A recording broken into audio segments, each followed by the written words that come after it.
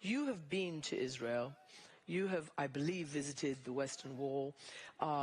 You are supported by this Israeli government.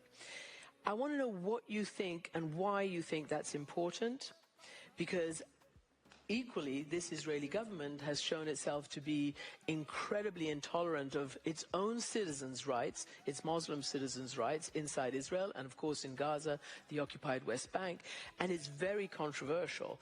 So I just wondered why you think that is an important relationship to build. Well, first I would say that I think there are only two nations on this planet that can claim they have a biblical relationship with one another. One is Israel, one is Iran. And it goes back to the time of Cyrus the Great. Cyrus the Great, who liberated the Jewish slaves in Babylon and helped them rebuild their temple in Jerusalem. And when Iranians go and gather at Pasargad around Cyrus the Great's tomb years ago, of all walks of life, of different ethnicities, different religions, and celebrate Cyrus the Great because he represents every values that Iranians cherish and believe in, and say that we are not a nation at war with our neighbors. We can be trusted partners in the region, working with the Arab countries, working with Israel, as opposed to a regime that is acting the way it did.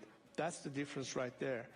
We need to be able to show the world that Iranians, unlike this regime, are committed to friendly relationship with our neighbors. We don't have any issue with the Arabs. We don't have any issue with the Israelis. And why is Israel important? Because I think it is a very important strategic partner to Iran when it comes to this. I'm thinking beyond just the politics of it. I'm talking about the water crisis in Iran, which is a major issue for us, well beyond politics. If there's no water, there's no life. And guess who have the best specialists and experts in the world dealing with water issues? Israeli experts. One of the reasons I went to Israel was to talk about that as well. And there's so many ways that we can engage and partner with them, helping us in that area, as opposed to a regime that says, no, they don't even have the right to exist. That's the difference. So it's not necessarily focusing only on one country. It's a regional thing. But most importantly, from the prism, whether it's Europe or the United States, why can't we, as people of that region, be the ones working together to bring about stability without having to depend on an armada of U.S. aircraft carriers to maintain stability and peace in the region? Who is Seamus Bruner? Seamus Bruner is the Director of Research at the Government Accountability Institute, GAI, known for his investigative work on political corruption and funding for activist movements. Professional background.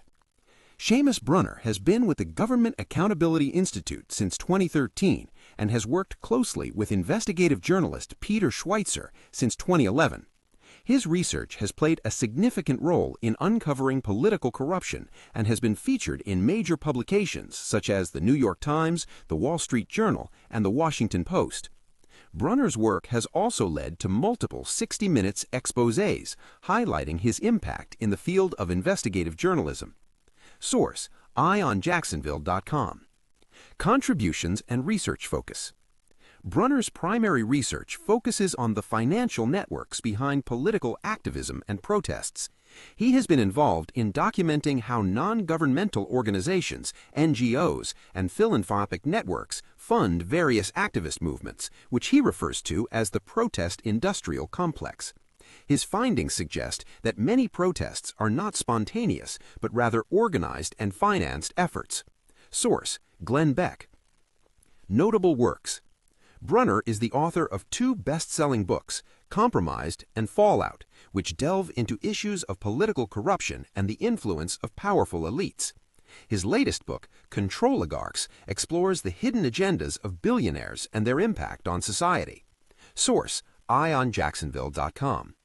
Public engagement. Bruner frequently engages with media and has briefed high-level officials, including President Trump, on the implications of his research. He emphasizes the importance of following the money in understanding the dynamics of political activism and corruption. Government Accountability Institute. In summary, Seamus Bruner is a prominent figure in investigative journalism, particularly known for his work on political corruption and the financial underpinnings of activist movements. His contributions have significantly influenced public discourse on these critical issues.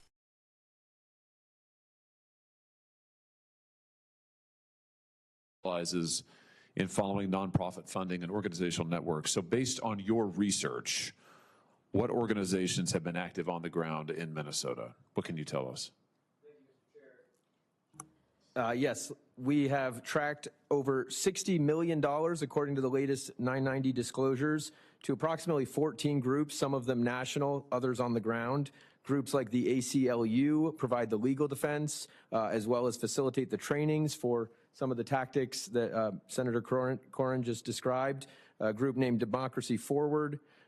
Take Action Minnesota has gotten over $10 million from these large NGO networks, including the Neville Roy Singham Network, Indivisible, National Lawyers Guild, CTUL, the Council on American Islamic Relations Minnesota, CARE, Minnesota 350, Voices for Racial Justice, on and on. Like I said, over $60 million just according to the latest 990 disclosures. $60 million, at least 14 different groups. That sounds like a pretty broad ecosystem here. Where's this money coming from? I mean, how is it flowing to these groups? Do you have any sense? So we've built a database that contains hundreds of thousands of rows from grants from networks like the Soros Network, the Arabella Funding Network, as mentioned, the Neville Roy Singham Funding Network, many others, Tides, the Ford Foundation Network, the Rockefeller Funding Network, these massive NGOs that have billions of dollars to spend on all kinds of coordinated protest, or in this case, riot activity. That about $1 trillion you think is lost in fraud every year. Where's this money going? I mean, we know where some of it's going in Minnesota. It went overseas. It went to Somalia. It went to NGO fronts. We know where it's gone in some other states. California gave away billions of dollars to a pro-Hamas NGO. But $1 trillion nationally, where's this money going to? I appreciate that question because most people don't ask that question. It goes to terrorism. It goes to child trafficking. It goes to drugs, it goes to terrorism, and then it's used to purchase luxury items, cars, purses, homes. That's all funded by people like me that pay taxes. So you're telling me that the electrician who goes to work every day and clocks in and works his butt off and tries to earn just enough to be able to, make his rent, maybe have a kid or two, put food on the table, his tax money is being used to buy other people luxury items, cars, yachts, whatever else, and is going to fund terrorism and child trafficking? Yes, sir. $1 trillion a year on this stuff? $115 million an hour. $115 million an hour. How do they get in their hands on it? What are we talking about here? Trends, national organizations, criminal networks? How do they get their hands on this money? They take advantage of antiquated government systems and processes. They go into programs that they know elected and appointed officials won't touch, and they can steal at scale. And what happened really was during the pandemic, between the PPP loans and the unemployment insurance, they learned a really valuable lesson. Government never runs out of money, and the probability of getting caught is virtually zero. I have it at 0.1%.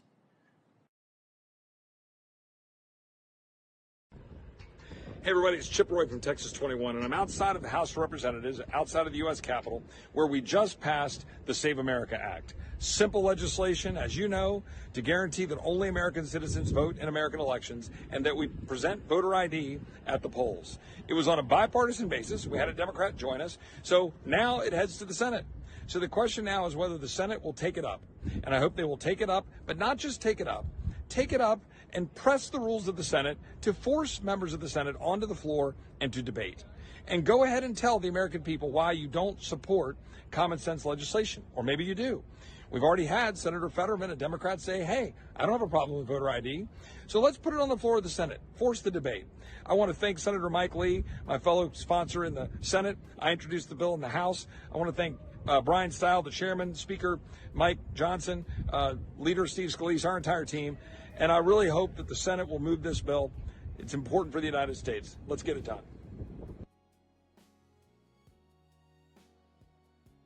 On this vote, the yeas are 216, the nays are 215. The resolution is adopted. Without objection.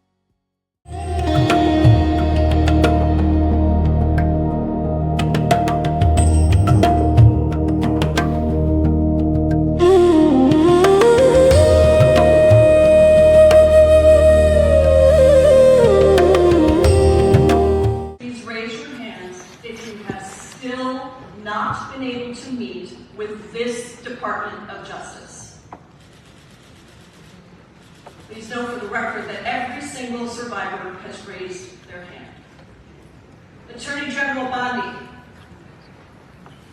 you apologized to the survivors in your opening statement for what they went through at the hands of Jeffrey Epstein. Will you turn to them now and apologize for what your Department of Justice has put them through with the So what is your message for your friends from Europe here who are obviously nervous? Yeah, well, if you're nervous, have a beer, go see a doctor. Stop being nervous.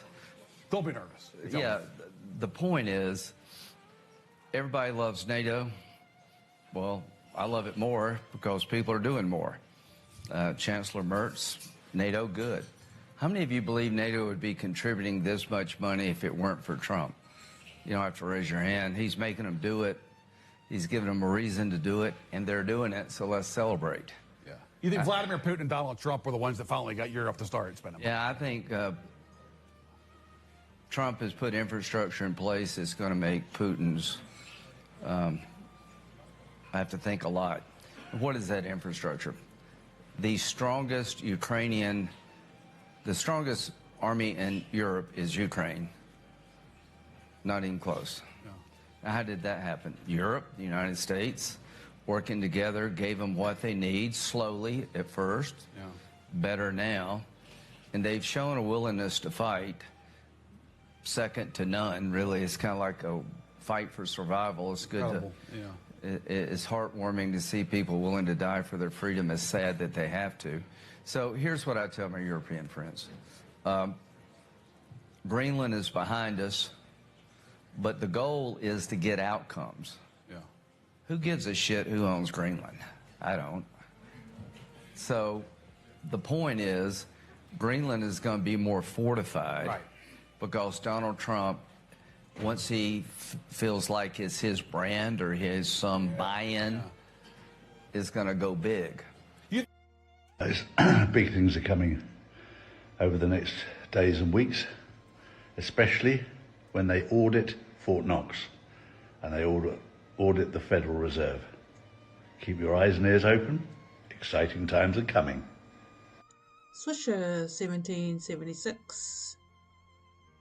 Posted 3:42 p.m. February 13, 2026. Alert! IQTRV. While everyone is asleep, a new Iraqi dinar is being printed quietly as a final painful economic blow to Iran. Good. Mo Pirate comments, if past holds true to present, the new denoms are already printed and ready for deployment. Completion of Article 8 will be the final push needed. Then it's a waiting game on the CBI, in my opinion, of course. Not yet, because they still have the problem of militias. War Truth 17. So what do you think of this Iraqi dinar update?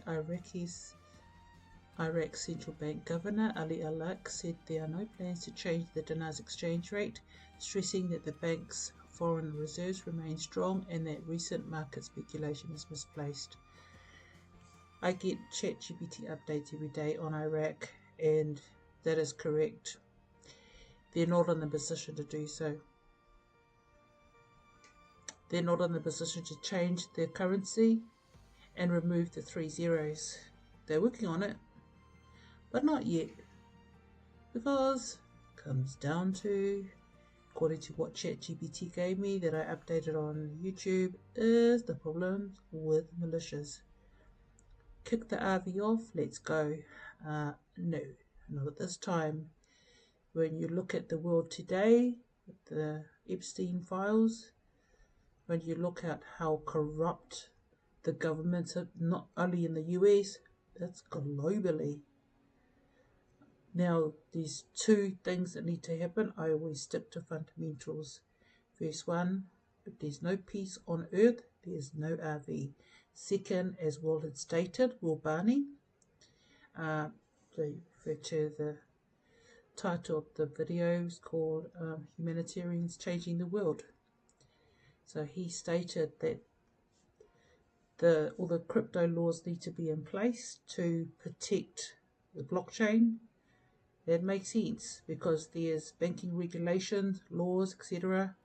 on banks, and there needs to be regulations on the blockchain.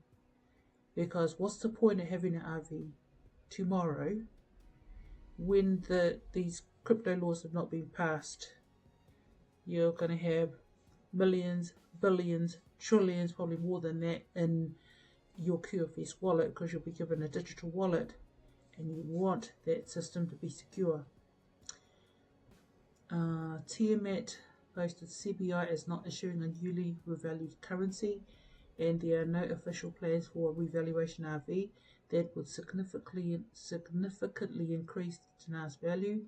The CBI maintains that the exchange rate will remain stable, focusing on managing the current rate rather than introducing new higher value currency notes. Exactly. When they say remain stable, problems with their militias. As I mentioned, TNT Tony, same information again. He's saying no call today, expecting floodgates to open on the RV Tuesday. TNT Tony posted 3:53 p.m. 2/13/26, and then JR comments, hopefully this is true. Alert, get your popcorn. No. As I said, stick to the fundamentals. No peace on earth, no crypto laws in place, no RV. That's just pure and simple.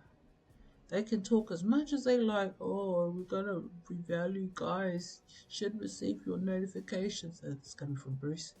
And get nothing. So this came from Amnee Comment. She is the admin for the Chosen Ones channel. She's talking about a channel. Well, listen to this. The person who started this channel contacted me a few months back and wanted me to collaborate on the various channels I admin. He has people doing his graphics, gets snippets and makes them sound like they're relevant, sensationalizes and hypes the post. He's got better. I challenged him, especially where he said he's an official channel. He is not. He's a fraud. To answer your question, yes, he's managed to convince Wolvie that he's legitimate. Honestly, anyone can approach Wolvie. Oh, no worries, mate. I actually think, but don't know, that Wolvie is now directly giving him info like from Peter Walker's lives that he does, and the guy is using him for these posts.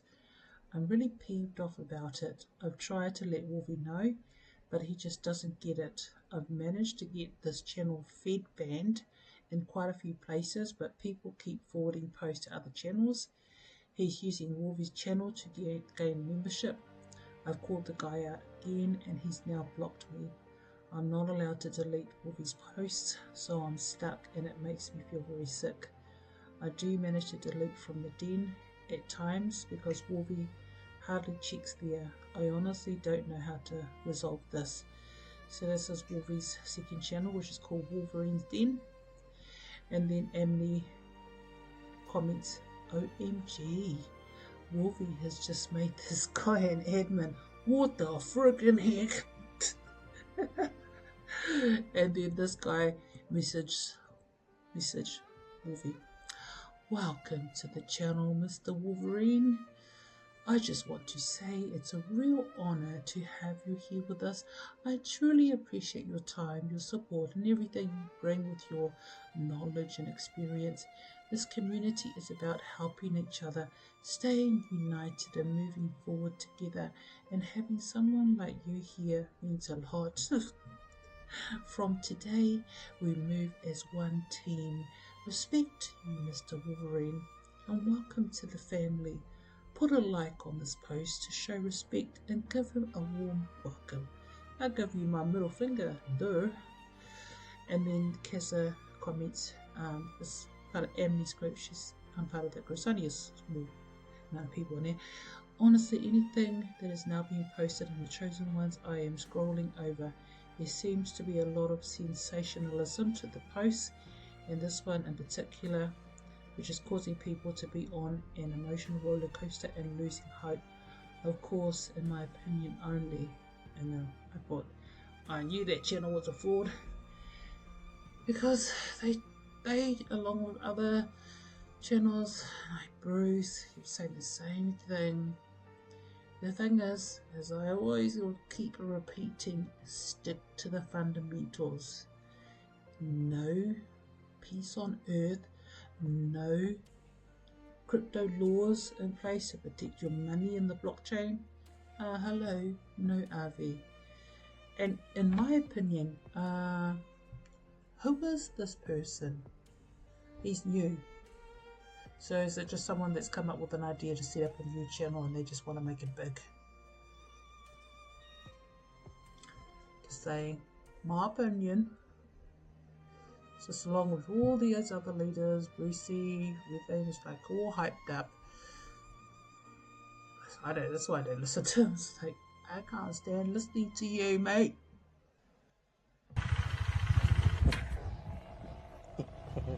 Keep going straight for 100 meters.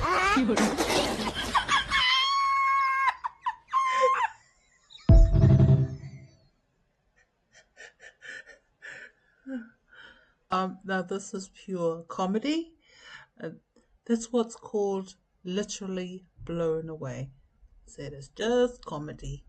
Okay. Ready?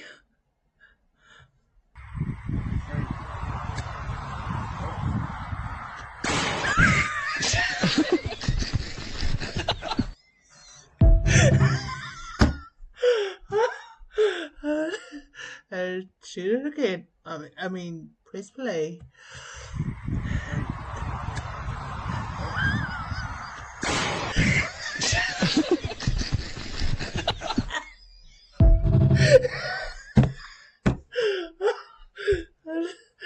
Oh my God. Oh. Message from the universe. Today is the day you stop carrying what was never meant to stay with you. Old habits, old doubts, old connections that drain more than they give. You're allowed to outgrow all of it. You weren't built for just enough. And the reason you're exhausted isn't weakness. It's because something in you refuses to settle for a life that feels less than. People don't always see what it takes to keep standing when everything around you is collapsing. But you stood anyway. You held pain quietly. You showed up empty. You kept going when walking away would have been easier. That's not survival. That's strength. The kind you don't learn. The kind you earn. The kind that proves you're ready for more. And more is coming. So it is. Truth is, you were never meant to be ruled, not by systems, not by fear, not even by your past.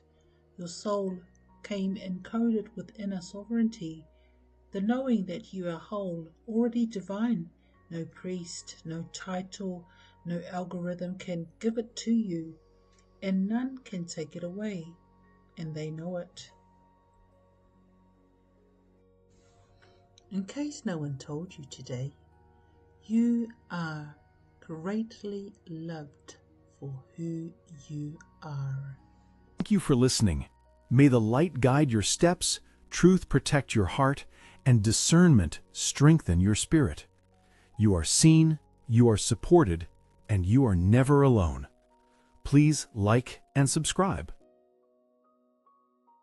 This video is for general informational and spiritual discussion only. All content shared here reflects publicly available intel, spiritual perspectives, and personal interpretation. Nothing in this video is medical advice, financial advice, or guaranteed prediction. Always use your own discernment and make decisions that feel right for you.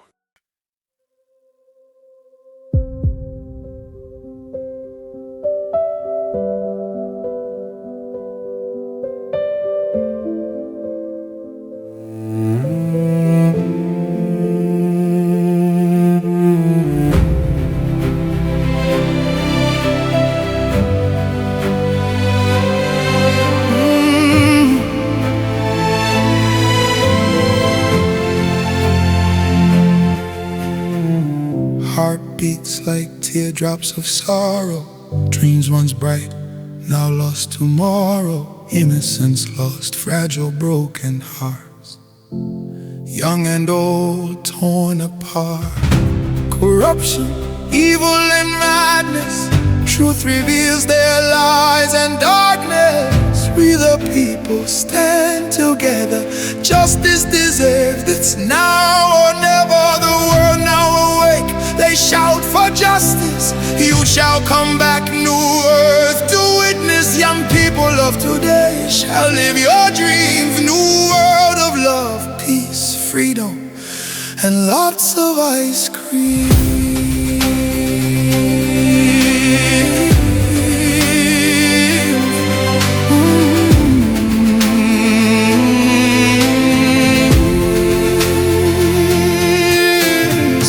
Up against injustice, truth will reveal. Raise your voices, that's a deal. Prayers, voices filled with love, speak louder like bells from above. Corruption, evil and madness. Truth reveals their lies and darkness. We the people stand together.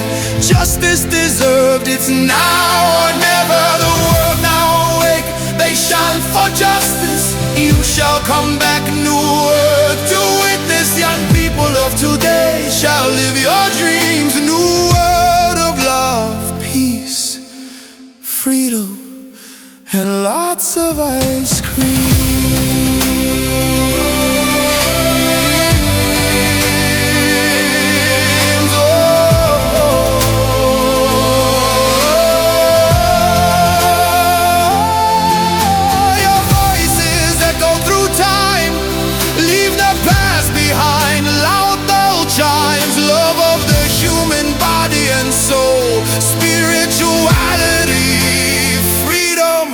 That's the goal.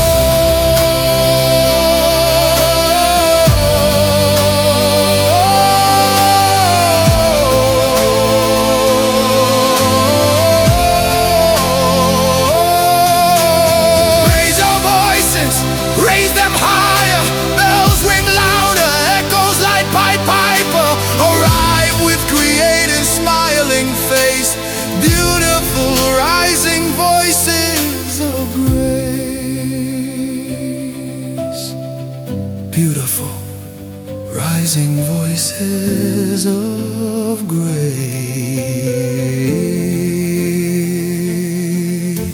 We vow this shall never happen again. God protect the survivors. May they receive justice. May the angels comfort the grieving families.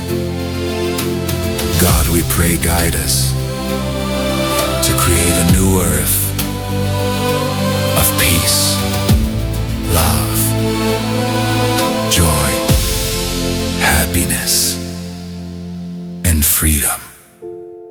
Amen.